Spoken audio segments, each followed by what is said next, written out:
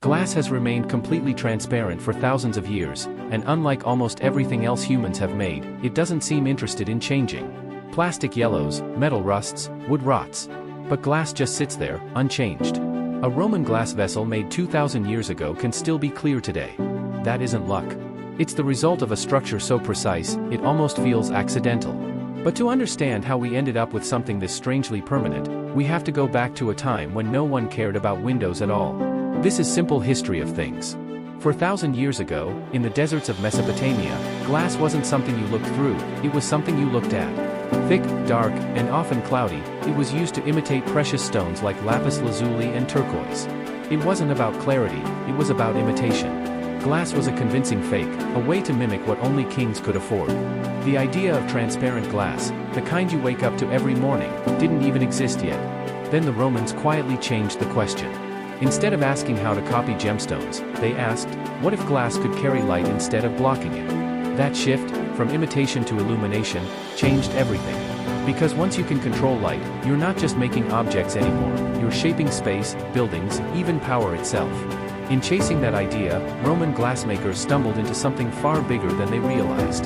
They didn't just make clearer glass, they unlocked a structure that would outlast almost everything around it. And that story begins at the smallest level, atoms. Most solid materials are organized.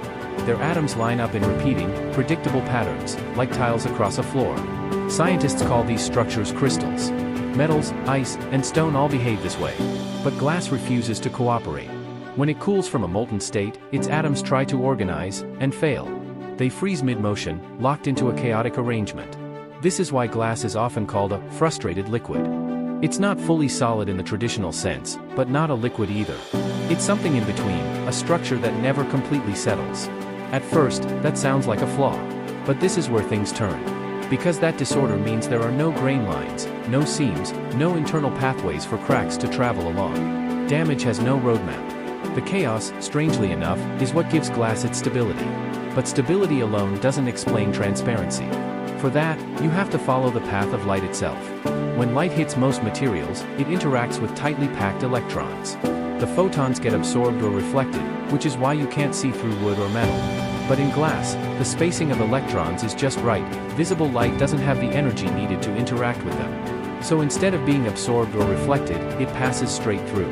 It's almost as if the light doesn't notice the glass at all. And here's the critical part, this isn't something that wears away. It's not a surface effect. It's built into the structure itself. Scratch it, weather it, leave it exposed for centuries, the transparency remains. It's not applied. It's inherent. That same structure explains something else you've probably noticed. Glass doesn't yellow the way plastic does. Plastic degrades because its molecules react, with oxygen, with UV light, with time. Those reactions slowly break it apart, changing its color and structure. Glass doesn't behave that way. Its main components, silicon and oxygen, are already fully bonded. Chemically speaking, it's finished. There's nothing left for it to react with. In a sense, glass has already completed its chemical journey. It has no reason to change. That's why, while plastic might degrade in years or decades, glass can last for millions, possibly even billions, of years under the right conditions. But there's one more step that quietly makes all of this possible, and without it, none of that stability would hold. As glass cools during manufacturing, it goes through a process called annealing. Instead of cooling rapidly, it cools slowly and evenly. This allows the atoms to settle into their disordered arrangement without building up internal stress. If that process is rushed, the glass becomes fragile, ready to shatter at the slightest disturbance. Annealing is what locks everything in place. It removes tension, smooths out internal inconsistencies, and leaves behind a structure that is stable all the way through. Of course, glass isn't invincible. For all its chemical strength, it lacks flexibility. Where other materials can bend under pressure, glass cannot. Stress concentrates quickly, at a scratch, an edge, a tiny flaw, and when it fails completely. Sudden temperature changes alone can shatter it in an instant. And those cloudy, aging windows you sometimes see? That's usually not the glass itself. It's the coatings, thin layers added for insulation or UV protection, that degrade over time. The glass underneath often remains as clear as the day it was made. Which brings you to the real takeaway. Glass isn't remarkable because of what it's made of. Silicon and oxygen exist in countless other materials that are completely opaque and far less stable. What makes glass extraordinary is how those atoms are arranged, a frozen, disordered structure that somehow lets light pass through, resists chemical change, and avoids the weaknesses found in more orderly materials.